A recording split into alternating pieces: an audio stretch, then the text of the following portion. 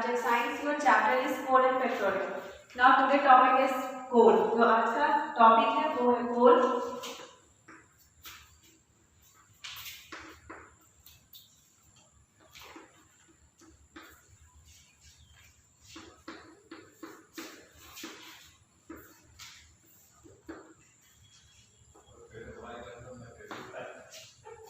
कोल एक टाइप का natural resources है.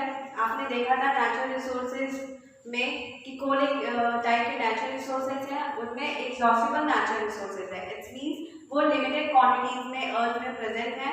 एंड एक्सहॉस्टेबल नेचुरल रिसोर्सेज में नॉन रिन्यूएबल नेचुरल रिसोर्सेज है. इट्स मींस कि वो रिजनेबल पीरियड ऑफ टाइम में रिप्लेस नहीं हो सकते. इसका मतलब ये है कि ये अगर हम इसको यूज कर रहे हैं तो ये धीरे धीरे धीरे खत्म हो रहे हैं, तो हमको इनको वेस्ट नहीं करना चाहिए.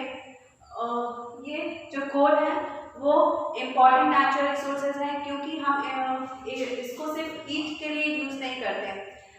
जो कोल होते हैं वो आप जानते हैं कोल को कोयला बोला जाता है. ये ब्लैक डार्क टेक्सचर के होते हैं, ब्लैक कलर के होते हैं, हार्ड होते हैं और सॉलिड फॉर्म में होते हैं. इसको हम सिर्फ हीट करने के लिए यूज नहीं करते हैं, इसको हम थर्मल पावर स्टेशन में यूज करते हैं. जैसे जो इलेक्ट्रिसिटी प्रोड्यूस होती है वो थर्मल पावर में स्टेशन में प्रोड्यूस होता है. इसका मतलब ये हुआ कि हम जो इलेक्ट्रिसिटी यूज कर रहे हैं वो कोल के प्रोडक्शन से हो रहा है. कोल हीट हो रहा है, कोल हीट होने के कारण इलेक्ट्रिसिटी प्रोड्यूस हो रहा है. इसलिए कहा जाता है कि इलेक्ट्रिसिटी को वेस्ट नहीं करना चाहिए, क्योंकि कोल लिमिटेड क्वांटिटी में प्रेजेंट होते हैं वो, इसलिए हम इनको वेस्ट नहीं कर सकते. क्योंकि इनको फॉर्म होने में बहुत ये धीरे धीरे फॉर्म होते हैं, स्लो प्रोसेस में फॉर्म होते हैं और मिलियन ईयर्स लगता है इनको फॉर्म होने में. और आप पहले देखे होंगे जो ट्रेन रन करती थी, चलती थी, वो कोयले की मदद से चलती थी. कोल को हीट किया जाता था, जिससे जो ट्रेन के इंजन थे वो रन करते थे. इंजन स्ट्रीम को रन करने के लिए यूज किया जाता है, या फिर आयरन करने के लिए कोल को हीट करके आयरन करते हैं. हम कोल को यूज करते हैं कुकिंग करने के लिए. जो विलेज एरियाज में होते हैं तो कोल को हीट करके कुक किया जाता है. तो और कोल को यूज करते हैं हम फ्यूल्स को फॉर्म करने में, कोक को फॉर्म करने में, या फिर कुछ केमिकल्स लिक्विड को फॉर्म करने में यूज करते हैं. जैसे टार हो गया, नैपथलीन हो गया, बेंजीन, इस टाइप के जो लिक्विड होते हैं, केमिकल होते हैं, वो कोल से फॉर्म होते हैं. ये importance and usages of coal थे. अब हम देखते हैं कि कोल कैसे फॉर्म होते हैं. How was coal form?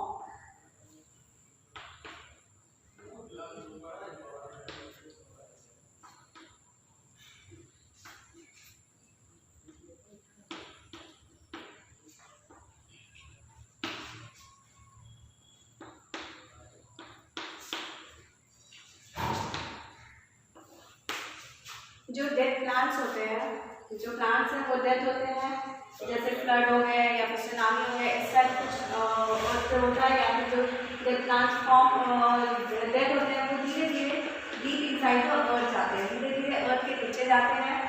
ये बहुत स्लो प्रोसेस में फॉर्म होते हैं. आप जानते हैं को धीरे धीरे लगते हैं फॉर्म होने में, बहुत स्लो प्रोसेस से फॉर्म होते हैं और नेचुरल मैथड से फॉर्म होते हैं.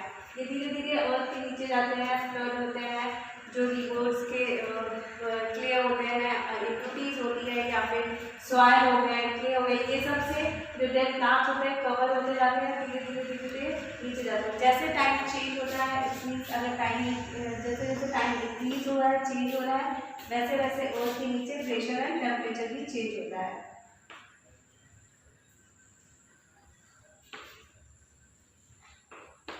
प्रेशर और टेम्परेचर भी चेंज होता है. और जैसे जैसे ये अर्थ के नीचे जाते हैं वहाँ पे absence of air, it's means वहाँ पे एयर नहीं होता है, एयर का एब्सेंस होता है, जिसके कारण हीट प्रोड्यूस होता है और हीट प्रोड्यूस होने से कोल फॉर्म होते हैं.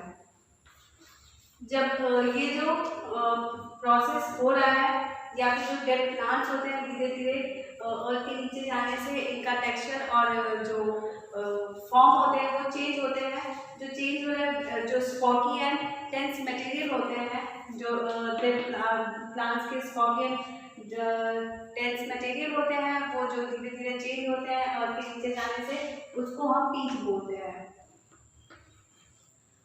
और ये जो प्रोसेस हो रहा है जैसे जो नेचुरल प्रोसेस हो रहा है दैट प्लांट्स चेंज हो रहे हैं कोल में, ये जो टाइम लग रहा है उसको हम उस प्रोसेस को कार्बोनाइजेशन बोलते हैं। कार्बोनाइजेशन इसलिए बोलते हैं क्योंकि जो कोल फॉर्म हो रहा है, जो प्रोडक्ट फॉर्म हो रहा है इस प्रोसेस से, इसमें चीफ कंपोनेंट्स, इसमें मेजर कंपोनेंट्स या जो ज़्यादातर कंपोनेंट्स होते हैं वो कार्बन होते हैं। इसमें जो कोल में ज़्यादा कार्बन प्रेजेंट होते हैं, इससे इस प्रोसेस जो डेड प्लांट्स चेंज हो रहे हैं कोल में, the dead plants is converted into coal, that process is called carbonisation. जो डेड प्लांट्स कोल में चेंज हो रहे हैं उस प्रोसेस को हम कार्बोनाइजेशन प्रोसेस बोल रहे हैं। अब हम देखते हैं ये थे आपके कि कोल कैसे फॉर्म होते हैं। अब हम देखते हैं कोल के प्रोडक्ट क्या हैं।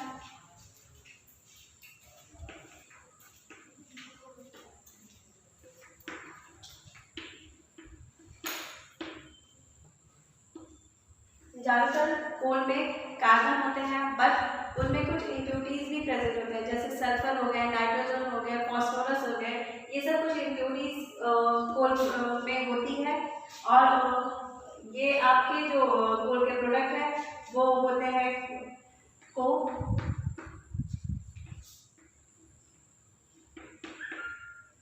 कोल टार और कोल गैस। ये आपके तीन प्रोडक्ट हैं, थ्री प्रोडक्ट ऑफ कोल्स हैं। जो कोक होते हैं ये आपके, हम इस जो कोल होता है हम उसको स्ट्रांगली हीट करते हैं एब्सेंस ऑफ एयर। एयर के एब्सेंस में हम कोल को स्ट्रांगली हीट करते हैं तो कोक ऑब्टेन होते हैं, कोक हमें मिलता है। जब हम कोल को एब्सेंस ऑफ एयर नहीं होते हैं वहाँ पे और स्ट्रांगली हीट करते हैं तो कोक मिलता है। इस प्रोसेस को हम डिस्ट्रक्टिव डिस्टिलेशन ऑफ कोल बोलते हैं।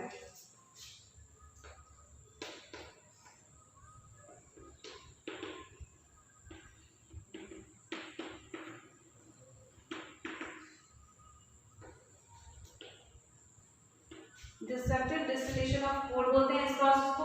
जब डिस्ट्रक्टिव डिस्टिलेशन प्रोसेस होता है, जैसे हम कोल को स्ट्रांगली हीट कर रहे हैं एब्सेंस ऑफ एयर में, उसको डिस्ट्रक्टिव डिस्टिलेशन ऑफ कोल बोल रहे हैं। जब डिस्ट्रक्टिव डिस्टिलेशन प्रोसेस होते हैं तो उनमें जो इम्प्योरिटीज होती हैं जैसे सल्फर हो गया, नाइट्रोजन, फॉस्फोरस, इस टाइप के इम्प्योरिटीज रिलीज होते हैं, वहाँ से हटते हैं और वो जब हटते हैं रिलीज होते हैं तो लिक्विड और गैस फॉर्म में हटते हैं, लिक्विड एंड गैस फॉर्म में चेंज होते हैं। इससे आपका जो कोक होता है वो फॉर्म हो जाता है। कोक जो होता है वो almost pure form of carbon होता है, उसमें अप्रॉक्सीमेटली ज़्यादातर कार्बन होते हैं। ये utmost pure form of carbon है और ये आपका ग्रे ब्लैक कलर का होता है और हार्ड होता है। और ये हार्ड और फॉस्फोरस भी होता है, जैसे फॉस्फोरस होते हैं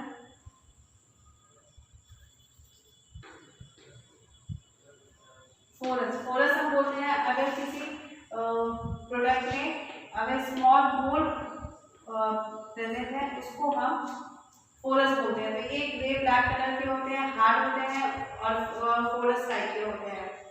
कोक का यूज़ हम फ्यूल्स बनाने में या फिर जो आपके रिड्यूसिंग एजेंट ऑफ जो मेटलर्जी प्रोसेस से आयरन फॉर्म करते हैं उसमें रिड्यूसिंग एजेंट्स के लिए इसको यूज़ करते हैं। नाउ कोल टार ये आपके विस्कोस ब्लैक लिक्विड होते हैं।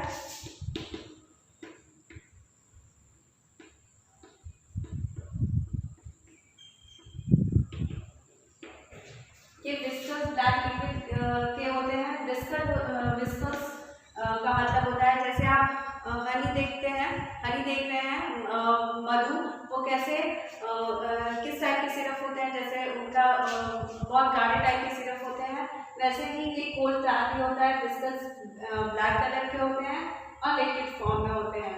ये by product of destructive distillation process होते हैं। इट्स मीन्स बाई प्रोडक्ट होता है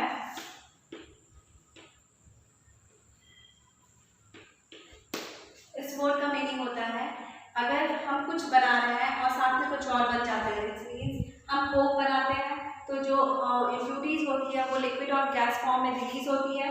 जो लिक्विड होती है वो कोल 4 होता है, जो गैस फॉर्म में रिलीज होता है वो कोल गैस होता है। इसका मतलब ये हुआ कि ये जब हम कोक फॉर्म करते हैं तो हमको कोल 4 भी मिलता है, वो बाई प्रोडक्ट ऑफ कोक के होते हैं। बाई प्रोडक्ट का मतलब ये होता है कि हम बना कुछ रहे हैं और साथ में कुछ और बन जाता है। तो ये आपके डिस्ट्रक्टिव डिस्टिलेशन प्रोसेस के जब हम कोक को फॉर्म करते हैं तो उसके बाई प्रोडक्ट होते हैं कोल 4। कोल 4 का यूज हम करते हैं जैसे रॉ मटेरियल में यूज करते हैं। जब हम जो वाटर प्रूफिंग बिल्डिंग को जब हम कलर करते हैं तो उनमें यूज करते हैं। वाटर प्रूफिंग पेंट में यूज करते हैं। जो सरफेस ऑफ रोड होते हैं, जो सड़क आप देख रहे हैं उसका जो सरफेस होता है उसमें भी कोल 4 का यूज करके हम उसको बनाते हैं। ये कोल 4 का रॉ मटेरियल यूज होता है। फिर इस और यूज करते हैं जैसे हम इसके ड्रग्स में, मेडिसिन में या शैम्पूज, शॉप ये सब में यूज करते हैं। उसके बाद ये परफ्यूम्स में यूज होते हैं, पेंट में यूज होते हैं, या फिर जो फैब्रिक को कलर करने में यूज करते हैं हम इसको।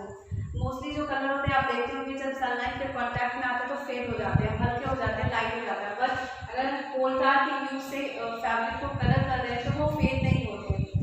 मीन्स जब सनलाइट के कांटेक्ट में आते हैं तो वो लाइट नहीं होते हैं, फेड नहीं होते हैं। ये आपके थे यूजेस ऑफ कोल 4। नाउ हम कोल गैस देखते हैं। कोल गैस आपका by product of soft coal of destructive distillation process के होते हैं। ये भी बाई प्रोडक्ट होता है आपका डिस्ट्रक्टिव डिस्टिलेशन प्रोसेस का। और ये जो ये होते हैं ये गैस फॉर्म होते हैं और ये इसका यूज हम फ्यूल्स बनाने में करते हैं। ये थे आपके प्रोडक्ट ऑफ कोल। जो प्रोडक्ट ऑफ कोल है वो है कोल 4 एंड कोल गैसेस। ये थे आपके कोल के बारे में कि कोल के क्या यूजेस हैं, कोल कैसे फॉर्म होते हैं, कोल के क्या प्रोडक्ट्स हैं। अब हम नेक्स्ट वीडियो में पेट्रोलियम के बारे में देखेंगे। Now thank you.